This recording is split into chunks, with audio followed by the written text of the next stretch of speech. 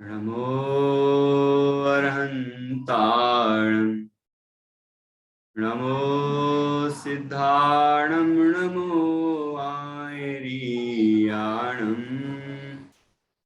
नमो वज्रायाणं नमो लोये सव्यसाहुणम्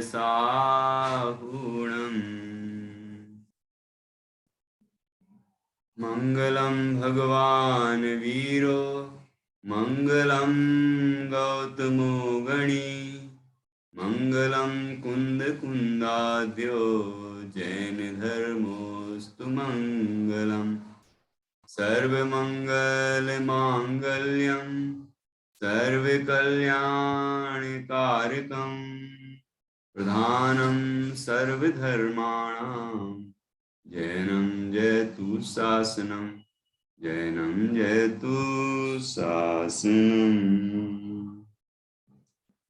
इंद सदवंदियाणं जिणवर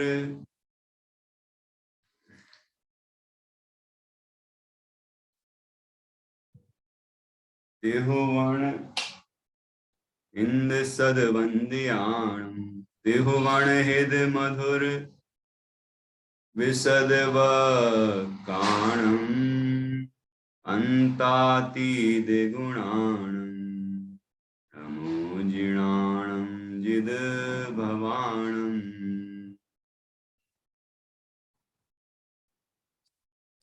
आनंद चैतन्य प्रकाशाय महीयसे नमो अनेकांत विश्रांत महिम्ने परमात्मने दुर्निवारणायानीक ब्रोधध्वंसनौषधि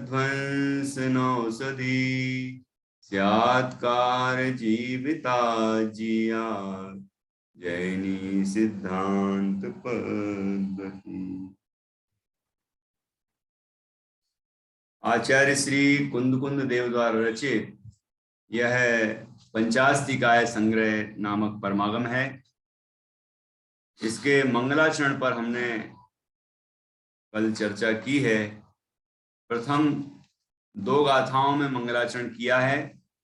पहली गाथा में आचार्य ने जिनेंद्र भगवंतों को 4 विशेषताओं सहित वंदन किया है, नमस्कार किया है। और दूसरी गाथा में जिनवाणी को नमस्कार किया है, जिनवाणी को वंदन किया है, और जिसको समय नाम से यहाँ पर कहा गया है। समय अर्थात आगम, और आगम को विशिष्ट विशेषताओं सहित यहाँ पर नमस्कार किया। और वो विशेषताएं कौन कौन सी बताई हैं कि भगवान जिनेंद्र जो महाश्रमण हैं, उनके मुख से जो उत्पन्न हुई है ऐसी जिनवाणी, और जो चारों गतियों का निवारण करने वाली है ऐसी जिनवाणी, ऐसा जनागम, और निर्वाण को प्राप्त कराने वाली, चारों गतियों से मुक्त होंगे तो निर्वाण की प्राप्ति भी होगी। ऐसा जो समय है, ऐसा जो आगम है, उसको मैं सिर झुका के नमस्कार करता हूं। और नमस्कार करके उस समय को कहूंगा। देखो, समय को ही नमस्कार किया और समय को ही कहने वाले हैं। जिनवाणी को नमस्कार किया और जिनवाणी ही यहाँ पर कहने वाले हैं। ठीक है, जिनवाणी में वस्तु का स्वरूप प्रतिपादित है, तो यहाँ पर भी वस्तु के स्वरूप का प्रतिपादन करने वाले हैं। ये बात यहाँ पर कही। और एक शब्द आया, सुना है। कहूंगा मैं, लेकिन हमें क्या करना है? हम सबके लिए सुनना है। तो कहते सुनो। ऐसा नहीं कि मैं कहूंगा तो बस मैं कहूंगा, इसलिए कहूंगा कि तुम सुनो, इसलिए कहूंगा है। और सुन के हम अपना कल्याण करें, हम चतुर्गति के भ्रमण से मुक्त हों, हम निर्वाण की प्राप्ति करें, मोक्ष की प्राप्ति करें, इसीलिए मैं कहूंगा।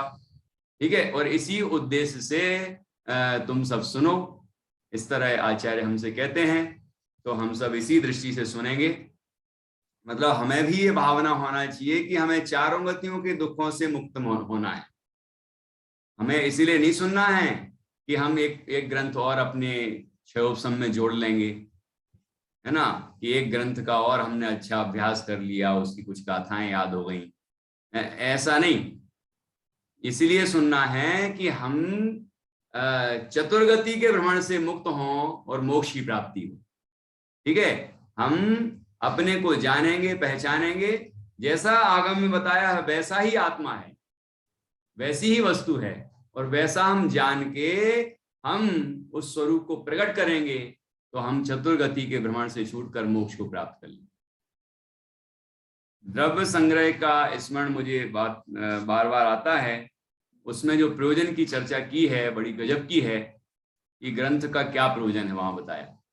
ये आप लोगों को भी याद हो गया होगा, है ना। कोई जो नए होंगे उनको ये पता चल जाएगा, बाकी लोगों का पक्का हो जाएगा विषय कि वहां द्रव्य संग्रह की पहली गाथा की टीका में आचार्य ने प्रयोजन बताते हुए कहा कि ग्रंथ का क्या प्रयोजन है। तो यहां भी यही समझना, यहां भी ग्रंथ का क्या प्रयोजन है ये समझना। तो व्यवहार से क्षय द्रव्य आदि का ज्ञान प्राप्त करना प्रयोजन है। तो हम ये शास्त्र पढ़ लेंगे और इससे हम क्षय द्रव्य, सात तत्व, नौ पदार्थ, पंचास्तिकाय, मोक्ष मार्ग, इन सबके स्वरूप को जान लेंगे। ठीक है ना, अपने स्वरूप को जान लेंगे, ये व्यवहार प्रयोजन है। फिर निश्चय क्या है? निश्चय कि निज शुद्धात्मा के अनुभव से उत्पन्न होने वाला सुख प्राप्त करना, वो निश्चय से प्रयोजन। जो इस शास्त्र का प्रतिपाद्य है स्वयं ऐसा निज तत्व, उसका हम अनुभव करेंगे तो हमें आनंद मिलेगा, सच्चा सुख मिलेगा, वो हमारा प्रयोजन है, वो इस ग्रंथ का प्रयोजन है। और यहां तक ही संतुष्ट नहीं हुए आचार्य, आगे कहते हैं और स्वानुभव के फल में उत्पन्न होने वाला केवल ज्ञान। जब जीव अपने स्वरूप में ही मग्न रहेगा तो फिर कौन सी अवस्था प्रकट होगी? केवल ज्ञान, और केवल ज्ञान के साथ होने वाला अनंत सुख प्राप्त करना इस ग्रंथ का प्रयोजन, मतलब पूर्णता का लक्ष्य, वो प्रयोजन है। ठीक है ना। तो हमें इस प्रयोजन को हमेशा ध्यान रखना है। किसी भी ग्रंथ का हम स्वाध्याय करें तो हमें ये बात हमेशा याद रखना चाहिए कि हमारा प्रयोजन क्या है। हम कहीं अटक तो नहीं गए हैं, कहीं हम भटक तो नहीं गए हैं, कहीं हम संतुष्ट तो नहीं हो गए हैं। ठीक है, क्षय द्रव्य पहले ही प्रयोजन में, पहला जो प्रयोजन है व्यवहार से, उसमें ही तो नहीं उलझ गए हैं कि हमने क्षय द्रव्य, सात तत्व, नौ पदार्थ सब कुछ जान लिया, इस ग्रंथ से जान लिया, इस ग्रंथ को पढ़ लिया, ये पढ़ लिया और बस खुश हो गए। इतना ही तो नहीं हो गया है, ये उसके आगे बढ़े कि नहीं, हमने अपने को जाना कि नहीं, अपना अनुभव किया कि नहीं, ये हमें अपने अंदर विचार करना।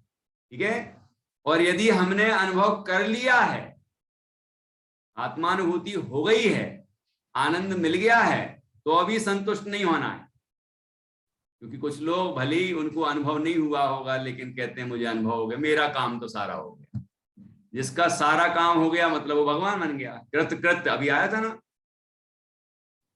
कृतकृत्य हो गए भगवान, और अकृतकृत्यों के लिए जो शरणभूत है, आया था कि नहीं? तो अकृतकृत्य हम लोग हैं, गणधर परमात्मा भी, गणधर मुनराज भी हैं, 12वें गुण स्थानवर्ती भी हैं, वो साधक जितने भी हैं सब अकृतकृत्य हैं। अरहंत भगवान कृतकृत्य हैं। तो क्या हम अरहंत हो गए जो हम कहते हैं हमारे तो सारा काम हो गया? तो परम निश्चय वाला प्रयोजन याद रखना है हमें। यदि आत्मानुभूति हो जाए, आनंद प्रकट हो जाए, तो उसको प्रसिद्ध करके उसका यश लूटने की बजाय हमें उस अनुभव को बढ़ाना चाहिए, स्थिरता बढ़ाना चाहिए और केवल ज्ञान प्रकट करने के लिए उद्यम करना चाहिए। तो केवल ज्ञान प्रकट होने के पहले निर्ग्रंथ दशा आएगी, निर्ग्रंथ दिगंबर दशा आएगी, और उसमें पूर्ण साधना होगी, और साधना की पूर्णता होने पर अरहंत अवस्था प्रकट होगी और सिद्ध अवस्था होगी। तो यही हमारा प्रयोजन होना चाहिए। तो ऐसा हम सभी याद रखें। यहाँ पर ये झलक यहाँ दूसरी गाथा में भी मिली कि इस आगम की सफलता किस बात में है ना, फल सहित। तो इसका फल क्या है? हम जिनवाणी का स्वाध्याय करेंगे तो इससे हमें क्या फल मिलेगा? तो यहाँ 4 बिंदु आए थे। है ना, क्या आया था पहला, नरक, त्र्यंच, मनुष्य और देव, ये चारों गतियों का निवारण होता है। पहला, समय से मतलब जिनवाणी का स्वाध्याय करने से, आगम के अभ्यास से क्या होगा कि चारों गतियों के भ्रमण से हम छूट जाएंगे। दूसरा, शुद्धात्म तत्व की उपलब्धि रूप निर्वाण का परंपरा से कारण होने से, ये स्वाध्याय करेंगे तो क्या होगा कि आत्मा की अनुभूति होगी। आत्मा की अनुभूति होगी तो आत्मा की पर्याय में पूर्ण उपलब्धि होगी, मतलब अनंत अवस्था, सिद्ध अवस्था होगी, निर्वाण की प्राप्ति होगी। तो ये इस तरह की परंपरा प्रवर्तित होती है। जैसे कि आपने पंडित टोडरमल जी साहब के जो 10 लाभ हैं वो पढ़े होंगे, है? सम्यक ज्ञान चंदिका की जो पीठिका है, गुणस्थान विवेचन में भी छपा है ना।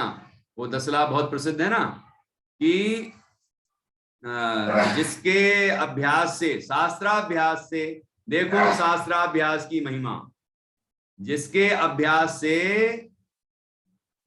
परंपरा आत्मानुभव की प्राप्ति होती है और निर्वाण की प्राप्ति होती है। तो परंपरा, ऐसी परंपरा बताई, आत्मानुभव की प्राप्ति, फिर निर्वाण की प्राप्ति होती है ना। कहते ये तो दूर रहो, ये तो बहुत परंपरा है, ये दूर की परंपरा है। तत्काल 10 लाभ होते हैं, तत्काल 10 लाभ होते हैं।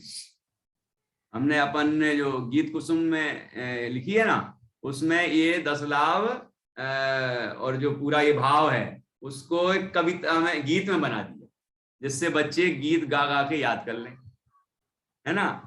देखो शास्त्राभ्यास की महिमा, देखो शास्त्राभ्यास सदा करना, आप उसमें से पढ़ना, तो जिससे कि बच्चों को भी याद हो जाए, और जब वो थोड़े थोड़े बड़े होंगे, समझने लगेंगे, तो उनको समझ में आएगा, अरे शास्त्राभ्यास का तो ये फल है, और मुझे तो अहंकार हो रहा है, सर्टिफिकेट मिल गया तो मैं तो सोच रहा हूँ मैं तो बड़ा महान हो गया हूँ।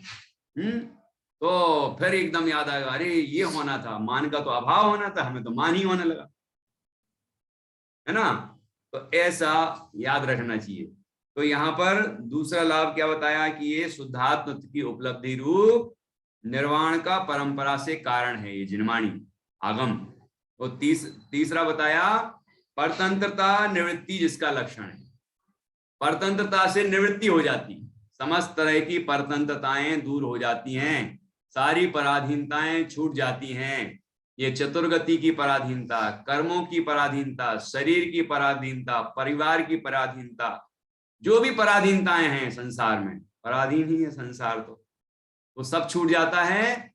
और अगला लिखा है स्वतंत्रता प्राप्ति जिसका लक्षण है, स्वतंत्रता की प्राप्ति होती है, ऐसे फल सहित है ये आगम, इस तरह से सफल है, फल सहित है। हमें हमारे परतंत्रता से निवृत्ति हो जाती है और स्वतंत्रता की प्राप्ति हो जाती है। ऐसी बड़ी सुंदर चर्चा हमने दूसरी गाथा के माध्यम से की थी। तो एक बार दूसरी गाथा और पढ़ेंगे फिर से, सबके पास पंचास्ति का संग्रह ग्रंथ होगा, और इसमें दूसरी गाथा का पाठ करके फिर हम तीसरी गाथा पर पहुंचेंगे, और तीसरी गाथा का आज स्वाध्याय करने वाले हैं हम सब।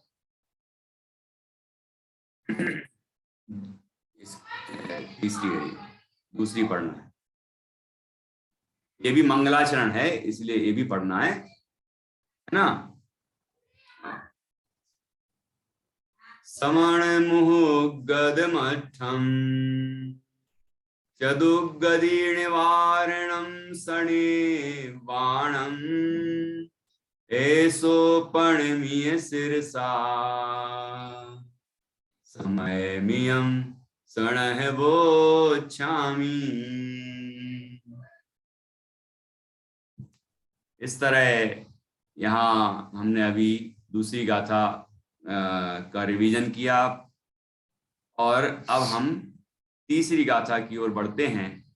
यहाँ पर आचार्य क्या कह रहे हैं वो हम समझेंगे। इस ग्रंथ में मूल जो विषय है उसका प्रतिपादन प्रारंभ होने वाला है, तो वो यहाँ पर करेंगे, उसे हम पढ़ते हैं। दो गाथाएं कितने लोगों को याद हो गई? कोई है जिनको दोनों गाथाएं याद हो गई हो? चलो, एक गाथा कितने किसको इसको याद हो गई, मतलब मंगलाचरण वाली? चलो, वो तो सुन ली थी, निधि जी ने सुनाई थी, डॉक्टर निधि जी ने भी याद कर ली है। चलो, उनसे उनसे सुन लेता हूँ। और किसने याद कर ली? पहली तो सबको याद हो ही जाना चाहिए। देखो, पहली याद हो जाना चाहिए, याद तो सब कुछ हो जाना चाहिए, लेकिन पहली तो याद हो ही जाना चाहिए, वो डेली बोलना है, मंगलाचरण है। ठीक है, दूसरी में भी मंगलाचरण है। इसके पहले जो इसके बाद जो अपन ने जो श्लोक पढ़े हैं, उनमें 2 श्लोक मंगलाचरण है, प्रारंभ के 2। ठीक है ना? तो ये 4 तो याद कर ही सकते हैं ना। तो इतना याद करते जाइए, जो बहुत ज्यादा एकदम जरूरी है वो तो पूरी ताकत लगा के याद कर लें, और बाकी जितना अधिक कर सकें, जैसे सुनिधि है तो ये तो चाहे तो सब कुछ याद कर सकती है कि नहीं? इस उम्र के बच्चे तो पूरा पंचाशी का ग्रंथ सुना सकते हैं। इससे छोटे बच्चों ने द्रव्य संग्रह पूरा सुनाया, भक्तामर सुनाया। हाँ, अभी वो आए नहीं है, आते हैं कभी कभी, मतलब हमारी पहली वाली क्लास में तो पूरे डेली आते हैं, है ना? ये सरस की बैठी है ना, मम्मी है शायद, तो इनकी रिश्तेदार हैं वो बच्चे, हमारी 4, 4:15 से 5 वाली क्लास में आते हैं, 3 बच्चे। तो वो, उनको तो सब याद हो गया। तो ऐसे बच्चे हैं, मतलब छोटी उम्र के बच्चे, 6वीं पढ़ रहे हैं, 5वीं, 4थी, उन बच्चों को भी द्रव्य संग्रह 45 गाथाएं याद हो गई। किसी को और अभी और आगे पक्की कर रहे हैं, कच्ची पक्की तो हैं। तो आप भी कर सकते हैं, है ना? मेहनत करना पड़ेगी, और आप अपना काम भी करते रहिए जो जिम्मेदारी है, लेकिन गुनगुना सकते हैं मन में, हैं? बोलते रहेंगे, एक याद कर ली, दिन भर की धुन चालू, तो वो पक्की हो जाएगी। फिर दूसरी, फिर तीसरी, ऐसे करते रहिए, परिणाम अच्छे रहेंगे, भोजन भी स्वादिष्ट बनेगा। परिणाम अच्छे रहते हैं तो भोजन भी स्वादिष्ट बनता है। और परिणाम में टीवी चलेगी और पता नहीं क्या क्या चलेगा, और गुस्सा आएगा, और ये नहीं हुआ और वो नहीं हुआ, इस तरह के परिणाम आएंगे तो क्या होगा? तो फिर भोजन में भी कहीं ना कहीं नमक ज्यादा आ जाएगा, है ना? कहीं कुछ गड़बड़ होने वाली है। तो अपने परिणामों की संभाल के लिए भी, और बाकी काम भी उस अपने आप सही हो जाते हैं, इसलिए अच्छे से याद करना। तो संगीता जी अभी आपको पहली गाथा सुना रही हैं, फिर बाकी बाद में सुनेंगे। हाँ जी, संगीता जी सुनाइए।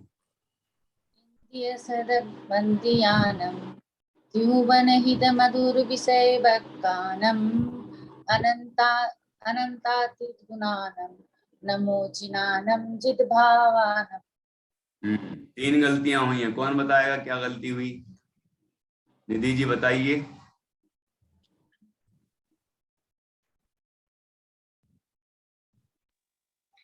हाँ, भैया मैं दूसरी याद कर रही थी तो मैंने सुनी नहीं। अरे तो डॉक्टर निधि जी बताएंगे आज तो। मैं नहीं सुन पाई। हाँ हाँ, नहीं नहीं सुनी, वेरी गुड, इससे अच्छा क्या हो सकता है? तो दीदी बताएंगी, साधना जी, उनने तो सुनी।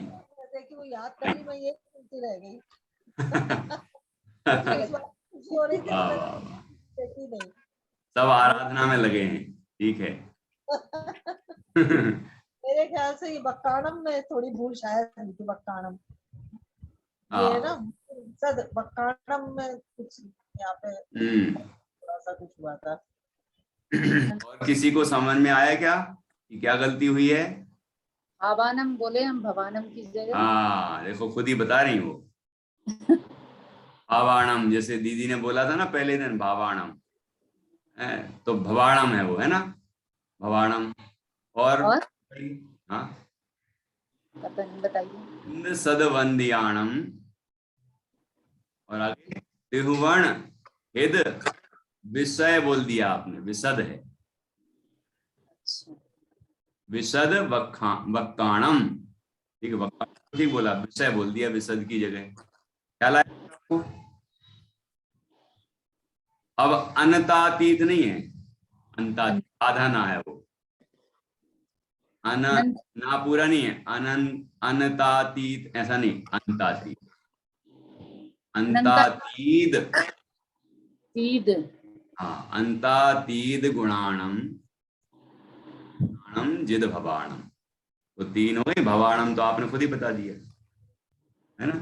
चलिए बहुत अच्छा, अब और अभ्यास करना है सबको, अच्छी कोशिश की है, प्रारंभ अच्छा है और निश्चित रूप से आगे बढ़ेंगे। सुनिधि ने मेरी लगता है याद कर लिया, सुनाइए। बोलो बोलो बोलो।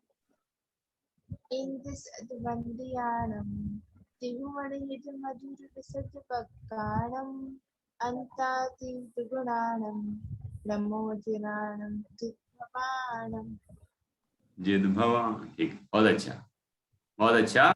अभी तो लग रहा है कि थोड़ा सा देखा होगा, तो कोई बात नहीं, बिल्कुल शुद्ध बोला और बहुत बढ़िया तरीके से बोला, भावना बहुत अच्छी दिखी, तो निश्चित रूप से आप याद कर लेंगी, मुझे पता है, पक्का करके कल सुनाना, ठीक है। चलिए अब अपन आगे तीसरी गाथा पर पहुंचते हैं, और किसी को सुनाना है क्या? चलो निधि जी को सुनाना है दूसरी गाथा, डॉक्टर निधि जी को है, पहली सुनाना है, पहली अब तो सुन ली हमने, अब दूसरी सुनना है, कोई सुना सकता हो तो सुनाए, नहीं तो कल सुनाना। अभी याद मत करना, जब तीसरी गाथा चलेगी तो याद मत करना, नहीं तो फिर मैं कुछ पूछूंगा तो आप कहेंगे वो तो मेरा अभी वो कुछ चल रहा था, दूसरी गाथा याद कर रहे थे ऐसा नहीं होना चाहिए। हाँ चलिए, निधि जी कुछ एक दूसरी याद हो गई, सर अब ये शायद गलती हो सकती है, अभी अभी याद हुई है, कल थोड़ी सी हुई हाँ थी। बोलिए बोलिए। समण मुह गद मिठम चदुगदी निवारणम सनिवाणम ऐसो पर्णमीय सिरसा समय मिणम सुणहवो छामी। क्या बात है, बहुत बढ़िया, बहुत सुंदर, बहुत अच्छा सुनाया, और मुझे लगता है कि आप काफी आगे तक जाएंगी। एक बस ज्यादा नहीं है इसमें, समय सार जी में 415 हैं, यहाँ 173 हैं, तो 173 तो याद हो ही सकती है ना। भैया अर्थ इतना अच्छा बताते हो कि ख्याल आती है, इसलिए याद हो जाती है वो। अर्थ तो नहीं है तो रटा नहीं जा सकता। नहीं नहीं, बहुत अच्छा है, बिल्कुल सही, हम भी ऐसे ही याद करते थे, हमें रटना हमने कभी सीखा ही नहीं, याद हो गया मतलब समझ के याद हो गया, तो वो अक्षर वो शब्द आगे आगे आते जाते हैं जी, गाते हैं ना, लय से गाते हैं तो अगला अगला शब्द आता जाता है, जी। याद है ना, तो वो अगला अगला शब्द आता जाता है और पूरी हो जाती है। तो ऐसे ही करना चाहिए, इससे अपना हित भी होता है और याद भी हो जाता है ना। तो कभी ऐसे दिन आते हैं हमारे जीवन में कि जब हम शास्त्र नहीं छू सकते, तो ऐसे समय में हमें ये कंठस्थ विद्या काम आती है। आप मनन तो कर ही सकते हैं, ध्यान तो कर सकते हैं, ध्यायेत पंच नमस्कारम सर्व पापै प्रमुच्यते अपवित्रा पवित्रो वा सुस्थितो दुस्थितोपि वा, लिखा है कि नहीं, ध्यायेत पंच नमस्कारम सर्व पापै प्रमुच्यते। तो हमें तो पापों से मुक्त होना है ना, कर्मों से मुक्त होना है, तो वो अपवित्र दशा हो पवित्र दशा हो कैसी भी दशा हो, स्वस्थ हो अस्वस्थ हो, यदि हम कैसी भी दशा में पंच परमेष्टि का स्मरण कर सकते हैं और पंच परमेष्टि द्वारा बताए हुए मार्ग पर चल सकते हैं, उनके द्वारा बताया हुआ शुद्धात्म तत्व निजात्मा का अनुभव कर सकते हैं, उसमें कहीं कोई बाधा नहीं है, तो हम जो याद कर लेते हैं वो हम मनन कर सकते हैं उसका। भले ही गाने का बोलने का निषेध हो सकता है, पढ़ने का छूने का निषेध हो सकता है, लेकिन ऐसे समय में ध्यान का निषेध तो कोई नहीं कर सकता।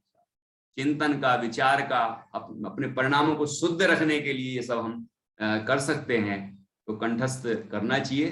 बहुत अच्छा। चलिए अब इस तरह हम आज देखो दूसरी गाथा भी याद हो गई, भले एक जन को हुई अभी, तो उम्मीद है कि आज कल सब लोग 3 गाथाएं जरूर सुनाएंगे।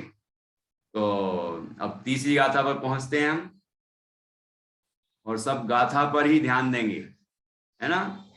अब याद नहीं करना, अब गाथा का अर्थ समझना है। अगली गाथा वो पढ़ेंगे, उसका अर्थ समझेंगे, और फिर वो समझते समझते ही बहुत कुछ याद हो जाएगी।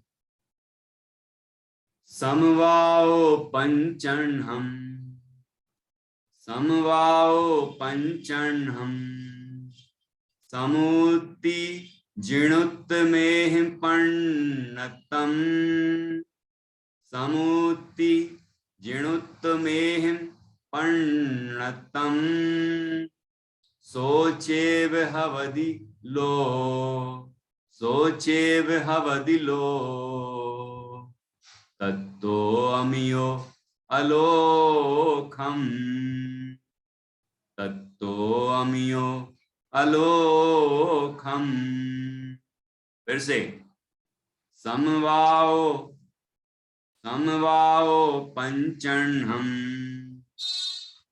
समुत्ति समुत्ति जिणुत्तमेहि जिणुत्तमेहि पण्णतम्, जिणुत्तमेहि पण्णतम्, सोचेव हवदि लो, सोचेव हवदि लो, तत्तो अमियो अलोकम। समवाओ पंचण्हम्, समुत्ति जिणुत्तमेहि पण्णतम्, सोचेव हवदि लो, तत्तो अमियो अलोकम। समवाओ, समवाय, समवाय का मतलब समूह, समवाय मिलना, है ना, समूह। आपको समूह शब्द से कोई परिभाषा याद आ रही है क्या? है ना, बालबोध में भी है, लघुजन सिद्धांत प्रवेशिका में भी है समूह। तो अभी देखो वो आने वाला है। समवाओ पंचण्णम्, पंचण्णम् 5 का, है ना, 5 का समवाय मतलब 5 का समूह। अब वो कौन कौन से 5, अभी आपको जब अगला शब्द आएगा आगे आगे तो आपको समझ में आ जाएगा क्या बोल रहे हैं आचार्य, है ना। 5 का समूह है। समुत्ति,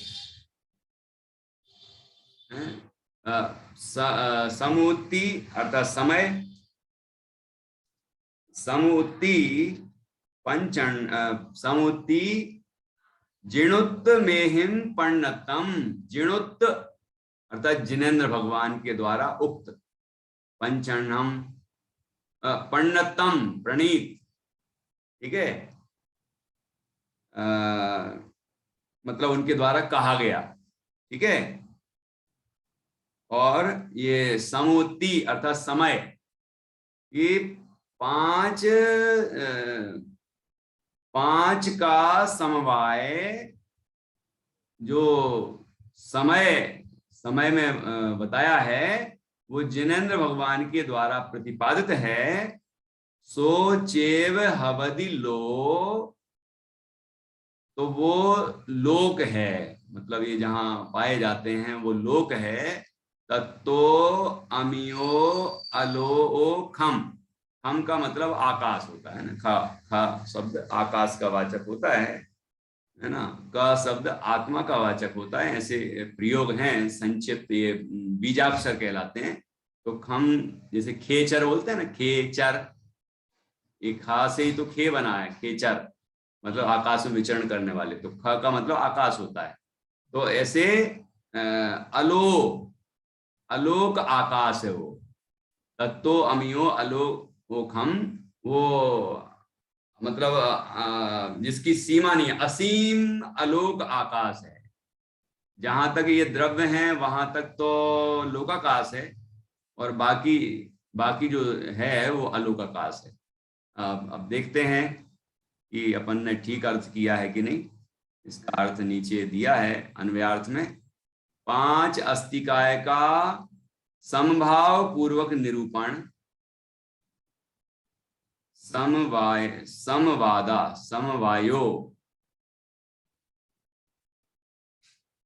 समवायो पंचन्नम। तो यहाँ पर संस्कृत में तो समवादा समवायो वा मतलब 2 शब्द प्रयोग किए हैं, तो 2 अर्थ हो सकते हैं। 5 अस्तिकाय का समभाव पूर्वक निरूपण, अथवा अब दूसरा अर्थ, अथवा उनका समवाय, है ना, अपन ने समवाय अर्थ किया। 5 पंचास्तिकाय का सम्यक बोध अथवा समूह, ठीक है, समय, वह समय है, ठीक है, ऐसा किसने कहा कि वो समय है?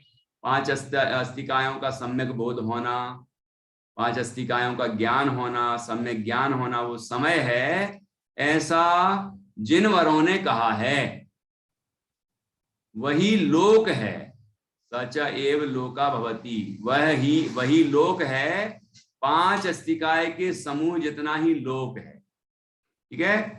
तथा उससे आगे अमितः अलोकाः, अमाप अलोक हम आकाश स्वरूप है ना। ठीक किया ना अर्थ।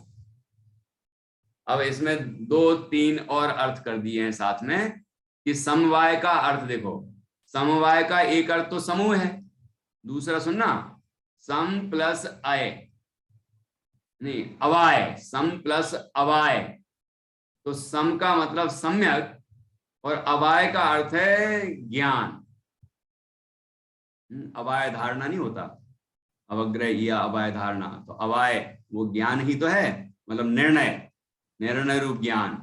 तो सम्यक ज्ञान, सम्यक बोध कहा था ना यहाँ अभी, एक दूसरा अर्थ बताया। तो उन 5 अस्तिकायों का सम्यक बोध, पंचन्नम 5 चीजों का, 5 अस्तिकायों का सम्यक बोध, ये दूसरा अर्थ हो गया, ठीक है ना। तो इस तरह से और एक अर्थ और किया है यहाँ ऊपर, समवादः, तो समवाय का एक अर्थ और किया, समभाव पूर्वक निरूपण। क्या अर्थ किया? समभाव पूर्वक निरूपण।